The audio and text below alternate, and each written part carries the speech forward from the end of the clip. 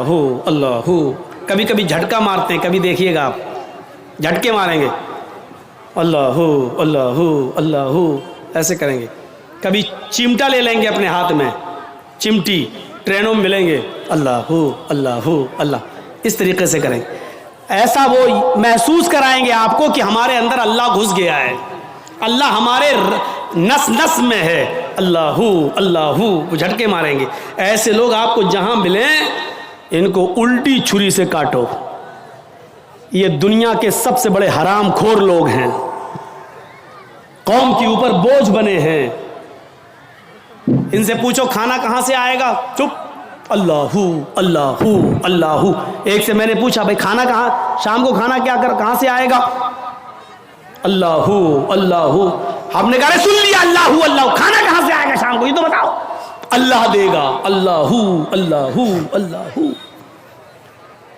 مطلب محلے والے ان کو کھانا پہنچاتے ہیں. یہ لوگ حرام خور لوگ ہیں, بیوی بچوں کو چھوڑے بیٹھے. بیوی بچوں کو چھوڑ کر کسی بھی جگہ چلے جانا میرے بھائیوں, اور عبادت میں مصروف ہونا, یہ سب سے بڑا اسلام کا اسلامی دشمنی ہے. یہ اسلام دین معتدل ہے. معتدل جانتے ہو, اسلام نماز کا حکم تو دیتا ہے لیکن پورا دن اور پوری رات مصلی بچھا کے نماز پڑھنے کی اجازت آپ کو نہیں دیتا ہے. اسلام آپ کو روزہ رکھنے کا حکم تو دیتا ہے لیکن کنٹینیو اور مسلسل 12 مہینے ہر روز روزہ رکھنے کی اجازت آپ کو نہیں دیتا ہے. اسلام آپ کو زکات دینے کا حکم تو دیتا ہے لیکن اپنا سارا مال اللہ کی راہ میں لٹا دینا اور خود فقیر بن جانا, غریب بن جانا, اس کی اجازت اسلام آپ کو نہیں دیتا ہے. اسلام آپ کو حج کی اجازت تو دیتا ہے کہ حج کیجئے لیکن یہ نہیں کہتا کہ حج کرنے کے لیے تم اپنا گھر بیچ دو, اپنا مکان بیچ دو, اپنی دکان بیچ دو, لیکن حج کرو. حج کرنا جانا ضروری ہے, چاہے دکان بیچنا پڑے چاہے مکان بیچنا پڑے, اسلام اس بات کی اجازت نہیں دیتا ہے. اسی طریقے سے اسلام نماز پڑھنے کا حکم دیتا ہے لیکن عبادت بچوں کا حق مار کر, بیوی کا حق مار کر, کمانا دھمانا چھوڑ کر, محنت و مزدوری کرنا چھوڑ کر, مسجدوں میں, خانقاہوں میں, جنگلوں پر, مزاروں پر یا کسی جگہ بیٹھ کر اللہ اللہ کرنے کی اجازت یہ اسلام نہیں دیتا ہے. اسی لیے فرمایا فَإِذَا قُضِيَتِ الصَّلَاةُ فَانتَشِرُوا فِي الْأَرْضِ وَابْتَغُوا مِنْ فَضْلِ اللَّهِ. دنوں میں سب سے اچھا دن جمعے کا دن ہے لیکن جمعے کا دن بھی پوری کی پوری عبادت کا دن نہیں ہے. سب سے اعلیٰ اور افضل دن جمعے کا ہے لیکن جمعے کا دن بھی پورا کا پورا صبح سے شام تک اللہ کی عبادت میں نہیں لگا سکتے ہو. جب جمعے کی نماز پڑھ لو, جب جمعے کی نماز پوری کر لی جائے, فَانْتَشِرُوا فِي الْأَرْضِ, تو ہماری زمین میں پھیل جاؤ. وَابْتَغُوا مِنْ فَضْلِ اللَّهِ, ہم نے جو رزق اتارا ہے اس کو تلاش کرو, محنت کرو, مزدوری کرو, رکشہ چلاؤ, دکان پہ بیٹھو, حلال روزی جو ہم نے اتاری ہے اس کو کماؤ اور اپنے بیوی بچوں کو کھلاؤ. جمعہ کا دن سب سے بڑا دن, جمعہ کا دن سب سے افضل دن, جمعہ کا دن سید الایام, تمام دنوں میں سب سے بہتر, تمام دنوں کا سردار ہے جمعہ کا دن. لیکن اس کے باوجود اللہ کے رسول نے پورا کا پورا دن عبادت کا نہیں رکھا ہے. اور کیا فرمایا, جب جمعے کی نماز ہو جائے, جمعہ پڑھ لو تو اب نکلو مسجد سے, اب مسجد میں مت بیٹھو. سبحان اللہ الحمدللہ کا وظیفہ نہیں, تمہاری بیوی ہے, تمہارے بچے ہیں, ان کے لیے محنت کرو, کماؤ, رکشہ چلاؤ, محنت کرو, مزدوری کرو اور شام تک محنت مزدوری کر کے کما کر لاؤ اور اپنی بیوی بچوں کو کھلاؤ. یہ بھی عبادت ہے. میرے پیارے ساتھیوں, اسلام نے آپ کو صرف اللہ اللہ کرنے کے لیے نہیں بھیجا ہے. تو وہ سادھو ہوگا, سادھوؤں کی طرح اپنی زندگی گزارے گا. سادھو اس کو کہتے ہیں جس کے پاس کسی چیز کی کمی نہ ہو, نہ دولت کی, نہ زمین و جائیداد کی, جس کے پاس سب کچھ ہو لیکن اس نے اپنے اوپر خرچ نہ کیا ہو بلکہ اس کو غریبوں اور مسکینوں پہ خرچ کر دیا ہو. سادھو کس کو کہتے ہیں؟ سن لیجئے, یہ سادھو نہیں ہیں, یہ آپ جن کو سمجھ رہے ہیں، آسا رام ہوں، رام رحیم ہوں، بابا رام دیو ہوں، یا ہمارے یو پی والے ہوں، یہ سادھو نہیں ہیں۔ سادھو کہتے ہیں کہ جس کے پاس سب کچھ ہو لیکن اس نے اپنے اوپر خرچ نہ کیا ہو، غریبوں اور مسکینوں میں لٹا دیا ہو۔ اس سادھو کی پریبھاشا میں، اس سادھو کے انٹروڈکشن میں صرف محمد رسول اللہ پورے اترتے ہیں۔ آپ کے پاس کسی چیز کی کمی نہیں تھی، سب کچھ تھا۔ آپ قربانی کرتے ہیں نا بقرعید پر؟ کتنا بکرا قربانی کرتے ہیں؟ 1 2 گائے کی قربانی دیتے ہیں، کتنے لوگ اس میں حصہ لیتے ہیں؟ 1 گائے میں 7۔ آپ نے 1 حصہ لے لو گے، 2 حصہ لے لو گے، 3 حصہ لے لو گے، اور کیا، یا زیادہ سے زیادہ پوری گائے کر لو گے۔ کیا کبھی کسی کو سنا ہے کہ اس نے 100 بکرے قربانی کیے ہوں؟ نہیں۔ اللہ کے رسول صلی اللہ علیہ وسلم نے 100 اونٹ قربان کیے تھے بقرعید کے دن 10ویں ذی الحجہ کو۔ کتنے اونٹ؟ 100۔ اور اونٹ نہیں، سرخ اونٹ۔ عرب کے اندر سرخ اونٹ کی بہت قیمت ہے، جو لوگ عرب میں رہتے ہیں ان کو معلوم ہے سرخ اونٹ بہت قیمتی ہوتا، بہت مہنگا ہوتا ہے۔ جیسے آپ کے ہاں کوئی بکرا جس کی کھال پر اگر اللہ لکھا ہوا آ جائے یا محمد لکھا ہوا آ جائے تو اس کی قیمت بڑھا دیا جاتا، بڑھ جاتی ہے، 1.5 لاکھ، 2 لاکھ، 2.5 لاکھ۔ ایک مرتبہ میں مارکیٹ میں گیا تو آدمی دکھانے لگا کہ اس میں لکھا ہے محمد لکھا ہے۔ ہم نے کہا چلیے ہوگا، لکھا ہوگا، چلیے قیمت کیا ہے؟ کہتا ہے کہ 2.5 لاکھ۔ میں نے کہا کیوں؟ کہنے لگا محمد لکھا ہے۔ میں نے کہا اچھا ایسا کرو کہ بکرا مجھے دے دو جتنے کا ہے، کھال میں تمہیں دے دوں گا۔ میں کیا کروں گا؟ تو میں نے کہا میں کیا کروں گا؟ کیا اس کھال کو ہم اپنے گھر رکھ سکتے ہیں؟ اس پر بھی غریب کا حق ہے۔ کیا بکرے کو ذبح کرنے کے بعد یہ کھال ہماری 2 لاکھ میں بکے گی، 1.5 لاکھ میں بکے گی؟ کہتا وہ میں نہیں جانتا ہوں، محمد لکھا ہے، 2.5 لاکھ کا بکرا ہے۔ میں نے کہا میں کہہ تو رہا ہوں کہ کھال تو بیچ دینا جتنے کی بکے، بکرا 10,000 میں ہمیں دے دے، 12,000 میں ہمیں دے دے۔ کہنے لگا جائیے مولانا صاحب آپ ہمارا ریٹ کیوں کر رہے ہو؟ لوگوں نے ایک فضول کی بحث بڑھا دی، اس پہ اللہ لکھا ہے تو اس کی قیمت بڑھ گئی، محمد لکھا ہے تو اس کی قیمت، جس پر یہ چیزیں لکھی ہوئی ہوں اور کم کر دو اس کی قیمت۔ میرے بھائیوں کسی حدیث میں نہیں آیا ہے کہ جس بکرے پر اللہ لکھا ہو تو اس کو اتنے روپے میں خریدو، اور لکھا ہوتا نہیں ہے، وہ ہمیں اور آپ کو اس کا ایک نقش دکھائی دیتا ہے بس۔ یہ الف بال یہ لام پوری طریقے سے دیکھا جائے تو پورا لکھا ہوا بھی نہیں ہوگا، اس پر تشدید بنی ہوگی، پھر اس پہ کھڑا الف ہوگا، پھر آپ پوری طریقے سے اگر دیکھیں تو ملے گا بھی نہیں ایسا، لیکن محسوس ایسا کرائیں گے کہ دیکھیے یہ اللہ، حالانکہ دیکھا جائے تو یہ بھی اللہ ہی ہے۔ دیکھیے یہ بھی اللہ ہی ہے۔ الف، یہ الف ہو گیا نا، اور لام کیسا ہوتا ہے؟ یہ لام ہوا، پھر ایک اور لام ہوا، پھر یہ اس کے اوپر کا الف، اور یہ ہے، تو دیکھا جائے یہ کیا ہے؟ اللہ ہی ہے۔ اگر آپ اس پر روشنائی لگا دیں پورا، اور پھر اس کو آپ یہ داہنے ہاتھ کو اس طریقے سے دیوار پہ چھاپ دیں تو آپ دیکھیں گے عربی میں اللہ ہی لکھا ہوا نظر آئے گا، اللہ ہی لکھا ہوا نظر آئے گا۔ اب بتائیے جب اللہ لکھا ہوا نظر آئے گا تو ہم کیا مانیں؟ اب اس ہاتھ سے آدمی شراب بھی پی رہا ہے، اب اس ہاتھ سے آدمی جوا بھی کھیل رہا ہے، اس ہاتھ سے غلط چیزوں کو بھی پکڑ رہا ہے، تو ان چیزوں سے حیثیت نہیں بڑھ جاتی ہے؟ سادھوؤں کی طرح اللہ کے رسول کے پاس سب کچھ تھا لیکن کوئی چیز آپ نے اپنے اوپر خرچ نہیں کی۔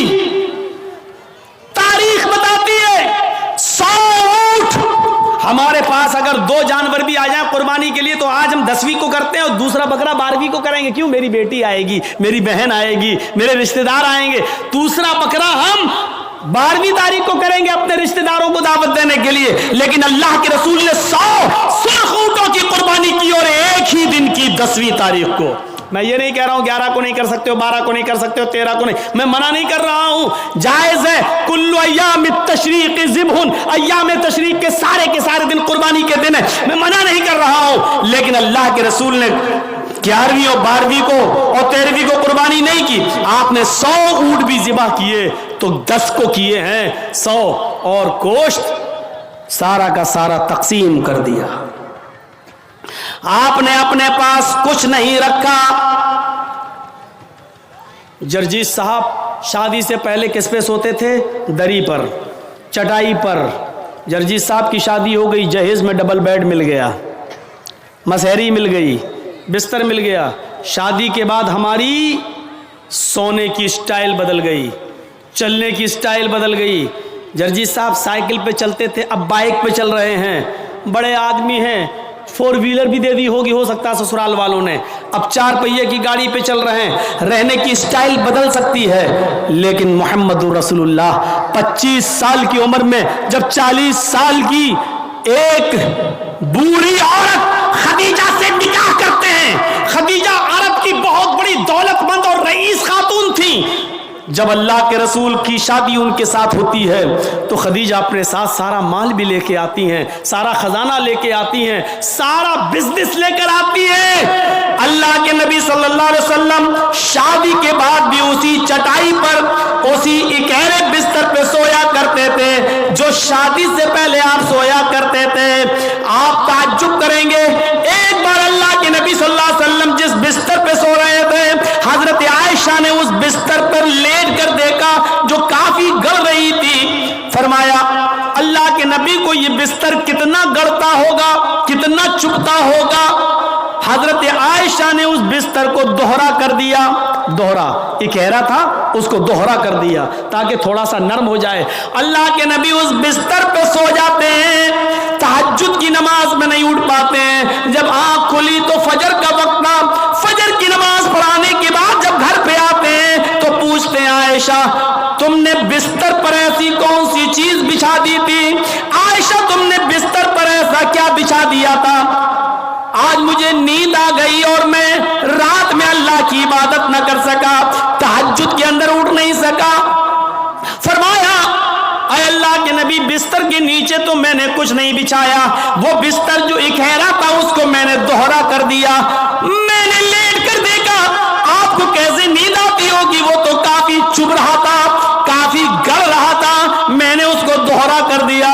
فرمایا عائشہ ایسا مت کرو، جیسا بستر پہلے بچھاتی تھی اسی طرح بچھاؤ، بستر کو اکہرا رہنے دو، میری پیٹھ پر گڑتا ہے تو گڑنے دو، میری پیٹھ پر چبھتا ہے تو چبھنے دو۔ جب بستر گڑتا تھا چبھتا تھا تو میری آنکھ کھل جاتی تھی اور میں رات میں اٹھ کر تہجد کی نماز پڑھ لیا کرتا تھا، اللہ کو یاد کر لیا کرتا تھا۔ عائشہ آئندہ بستر اسی طرح بچھاؤ، میرے لیے آرام کا ایسا انتظام نہ کرو کہ بستر پر مجھے نیند آ جائے اور پھر میں اس رات میں اٹھ کر اللہ کو یاد نہ کر سکوں، اس رات اٹھ کر میں اللہ کو کا ذکر نہ کر سکوں، تہجد کی نماز نہ پڑھ سکوں۔ عائشہ اللہ تعالیٰ کو رات کی تاریکیوں میں یاد کرنے کا مزہ کچھ اور ہے، جب ساری دنیا سو رہی ہوتی ہے اور میری کروٹ، میری کمر نرم گرم بستروں سے الگ ہوتی ہے اور سجدے میں سر ہوتا ہے، تو اس وقت کا مزہ کچھ اور ہوتا ہے کہ ساری دنیا خواب خرگوش میں مست ہے اور اللہ کا ایک بندہ اپنے رب سے عذاب جہنم کی پناہ مانگ رہا ہے، جنت کا سوال کر رہا ہے، رات کی تاریکی میں اپنا سر سجدے میں رکھ کے اس کو مالک اور اپنے آپ کو اللہ کا غلام بنا رہا ہے۔ عائشہ تم نے بستر کو ایسے بچھا دیا کہ اس بستر پر مجھے اتنی نیند آ گئی کہ میں رات کو اٹھ نہیں سکا۔ عائشہ مجھے اتنا آرام نہ دو کہ میں رات میں اٹھ کر اللہ کو یاد نہ کر سکوں۔ رہنے سہنے میں شادی کے بعد بھی کوئی فرق نہیں آیا، یہاں تو شادی کے بعد بستر بدل جاتے ہیں، رہن سہن کی سٹائل بدل جاتی ہے، رہنے سہنے کا طریقہ بدل جاتا ہے، اس میں پروموشن ہو جاتا ہے، ترقی ہو جاتی ہے۔ لیکن محمد رسول اللہ کی زندگی پہ نظر ڈالو کہ اللہ کے نبی نے شادی سے پہلے جس بستر پہ لیٹتے تھے شادی کے بعد بھی اسی بستر پر، جبکہ خدیجہ کی دولت نبی کے قدموں پہ تھی، لیکن اللہ کے نبی نے خدیجہ کی دولت نہیں کیا. خدیجہ جو دولت لے کر آئی اس دولت کو بھی اللہ کے رسول نے دین کے کام میں غریبوں اور مسکینوں میں لٹا دیا. میرے بھائیوں ہمیں دیکھنا ہے کہ سادھو کون ہے. سادھو اس کو کہتے ہیں جس کے پاس سب کچھ ہو, دولت کی کمی نہ ہو, لیکن اس نے اپنے اوپر کوئی چیز خرچ نہ کی ہو, سب غریبوں اور مسکینوں میں لٹا دیا ہو. اس تعریف کا صحیح حقدار صرف جناب محمد رسول اللہ صلی اللہ علیہ وسلم ہے. آپ کے پاس کس چیز کی کمی تھی؟ لوگ کہتے بہت غریب تھے, یہ تھے. نہیں, اللہ کے رسول سے زیادہ کوئی امیر تھا؟ اللہ نے کہا تھا کہو تو اس پہاڑ کو ہم سونے کا بنا دیں, اور یہ احد پہاڑ جب سونے کا بن جائے تو جہاں آپ چلیں یہ پہاڑ بھی آپ کے ساتھ چلے. لیکن اللہ کے نبی نے اللہ تعالیٰ کے اس فرمان کو, اس گزارے اللہ تعالیٰ کے اس حکم کو نافذ ہونے کے بعد منع کر دیا کہ نہیں اے اللہ مجھے دنیا میں آرام نہیں, سونا نہیں چاہیے, چاندی نہیں چاہیے, بلکہ آپ نے فرمایا اللہم اجعلنی فی حیاتی مسکینا, اے اللہ دنیا میں مجھے جتنے دن زندہ رکھ, مسکین بنا کے زندہ رکھنا. اے اللہ جب مجھے موت آئے تو حالت مسکینی میں مجھے موت آئے, اور اے اللہ کل قیامت کے دن جب میں اٹھایا جاؤں تو فقیروں میں اور مسکینوں ہی میں اٹھایا جاؤں. یہ اللہ کے رسول کی دعا تھی, جبکہ اللہ تعالیٰ تو احد پہاڑ کو سونے کا بنانے کے لیے تیار تھا. نبی اکرم جہاں چلتے پہاڑ آپ کے ساتھ ساتھ چلتا, لیکن اللہ کے رسول نے پہاڑ کو سونے کا بنانے سے منع کر دیا اور کہا کہ مجھے دنیا کے عیش و آرام نہیں چاہیے.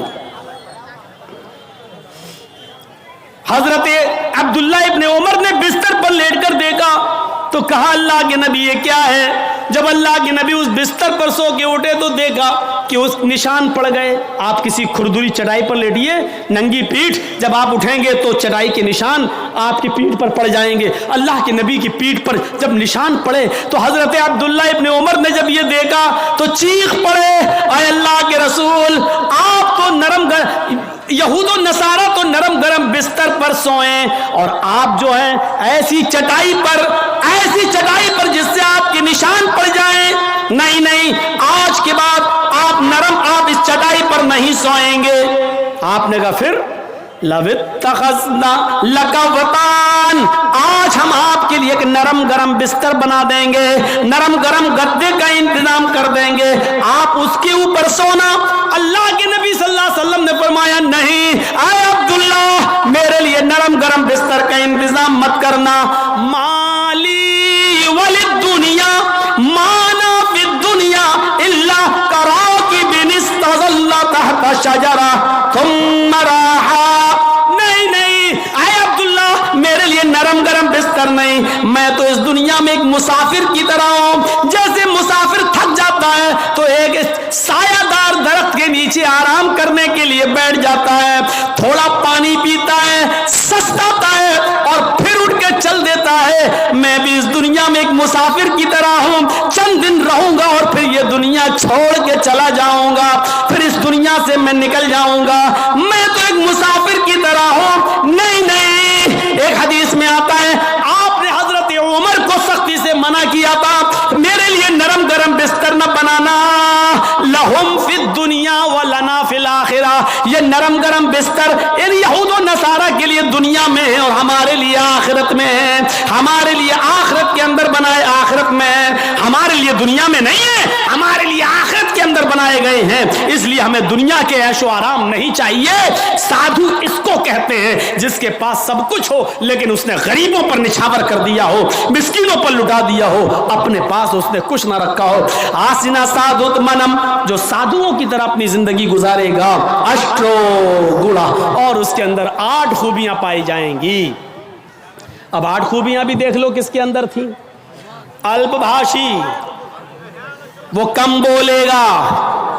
کم بولنے والا کون تھا؟ پوری زندگی آپ پڑھ جائیے, محمد الرسول اللہ صلی اللہ علیہ وسلم سے زیادہ کم بولنے والی شخصیت آپ کو نہیں ملے گی. ضرورت کے وقت بولنا اور اتنا بولنا جتنی ضرورت ہے, اس سے زیادہ نہیں. یہ ہمارے اور آپ کے یہاں کا ماحول ہے, کوئی زیادہ بول رہا ہے, کوئی کم بول رہا ہے. اللہ کے رسول اتنا ہی بولا کرتے تھے جتنی ضرورت ہے. کبھی کبھی تو ایسا ہوتا تھا کہ پورا جواب بھی نہیں دیتے تھے, کم بولنے کا حال یہ تھا کہ ایک مرتبہ کچھ یہودی اللہ کے نبی کے پاس آئے. مسلم شریف کتاب السلام پڑھیے چیپٹر. نبی اکرم کے گھر پہ آئے, دروازے کو دستک دی, اللہ کے رسول نے دروازہ کھولا, یہودیوں نے سلام کیا. در حقیقت وہ سلام نہیں تھا بلکہ اس سلام کے اندر چھپی ہوئی بد دعا تھی. ان یہودیوں نے آتے ہی کہا السلام علیکم یا رسول اللہ, السلام علیکم. کیا کہا؟ السلام علیکم, لیکن کہا ایسے السلام علیکم یا رسول اللہ. اے اللہ کے رسول آپ پر موت ہو. السلام علیکم نہیں کہا انہوں نے سلامتی ہو, بلکہ کیا کہا؟ السلام علیکم, موت ہو آپ پر, برباد ہو جائیں آپ. تو اللہ کے رسول صلی اللہ علیہ وسلم سمجھ گئے, آپ نے سن لیا. ان یہودیوں نے السلام علیکم نہیں کہا بلکہ ان یہودیوں نے کیا کہا؟ السلام علیکم. تو اللہ کے رسول نے اتنا کم جواب دیا, مختصر, چونکہ آپ کم بولتے تھے, آپ نے اس کا بہت ہی شارٹ میں جواب دیا وعلیکم. یہودی جھلملا گئے. یہودیوں نے کہا السلام علیکم, موت ہو آپ پر. آپ نے اس کے جواب میں صرف اتنا کہا وعلیکم, تم پر ہو. یعنی جو تم مجھ پر بھیج رہے ہو وہ تم پر ہو.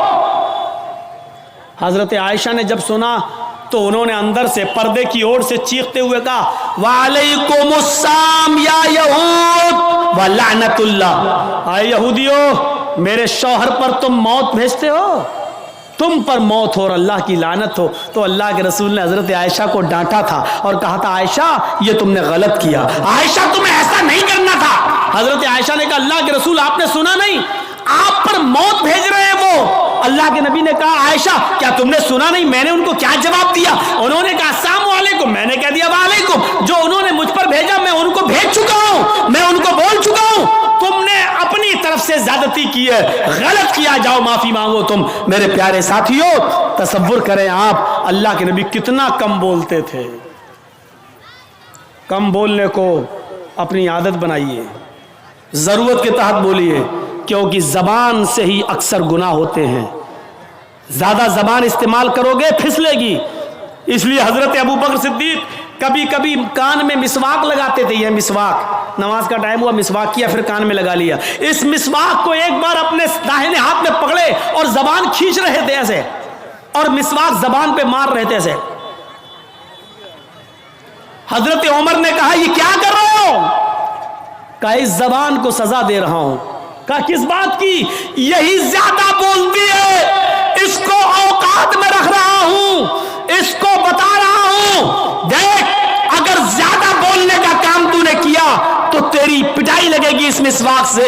ایسا میں اس لیے کر رہا ہوں تاکہ زبان ہماری کنٹرول میں رہے, کیونکہ اکثر لوگ جہنم میں زبان کی وجہ سے جاتے ہیں. یہی وجہ تھی کہ اللہ کے نبی صلی اللہ علیہ وسلم نے جنت میں جانے والے لوگوں کی جب ایک لسٹ تیار کی تو ان نوجوانوں کو نہیں بھولا. فرمایا اے نوجوانوں, تم مجھے دو چیزوں کی ضمانت دو, تم مجھے دو چیزوں کی ضمانت دو, میں تمہیں جنت کی ضمانت دیتا ہوں. میں یضمن لی, کون ہے جو مجھے دو چیزوں کی ضمانت دیتا ہے؟ تم مجھے دو چیزوں کی گارنٹی دو, میں تمہیں جنت کی گارنٹی دیتا ہوں. صحابہ نے پوچھا اللہ کے نبی وہ دو چیزیں کیا ہیں؟ آپ نے فرمایا الفم والفرج, ایک منہ, ایک زبان, اور دوسری شرمگاہ یعنی زناکاری. تم مجھے ان دو چیزوں کی ضمانت دے دو کہ میں زبان سے جو بھی بولوں گا سچ بولوں گا, کبھی جھوٹ نہیں بولوں گا, کبھی کسی کی غیبت نہیں کروں گا, کبھی کسی کی برائی نہیں کروں گا, کبھی کسی کی چغلی نہیں کروں گا, کبھی کسی کو تکلیف نہیں پہنچاؤں گا. اور دوسری اس بات کی گارنٹی دے دو کہ میں کسی کی ماں بہن بیٹی پر غلط نظر نہیں ڈالوں گا اور اس کو کبھی غلط نظر سے نہیں دیکھوں گا, زنا نہیں کروں گا. تم اپنی ان دو چیزوں کی ضمانت دے دو, جو مجھے ان دو چیزوں کی ضمانت دے گا میں اس کو جنت کی ضمانت دیتا ہوں, یعنی وہ میرے ساتھ جنت کے اندر جائے گا. زبان کی وجہ سے اکثر لوگ جہنم میں جاتے ہیں. اور دوسری شرمگاہ زناکاری کی وجہ سے جہنم کا شکار ہوتے ہیں لوگ. تو میرے پیارے ساتھیوں، اللہ کے رسول بہت کم بولا کرتے تھے اور کم بولنے کا حکم بھی دیا کرتے تھے کہ لوگوں ضرورت کے تحت بس بولو، زیادہ مت بولو. بہو بھاشتا، مستقبل کی باتیں بتائیں گے. اس میں کوئی شک نہیں کہ اللہ کے نبی نے بھوشیہ کی بہت سی باتیں بتائیں، مستقبل کی بہت سی باتیں بتائیں. قرب قیامت ایسا ہوگا، ایسا ہوگا، ایسا ہوگا، لیکن آپ نے اپنی طرف سے کچھ نہیں بتایا. ما ينطق عن الهوى ان هو الا وحی یوحى.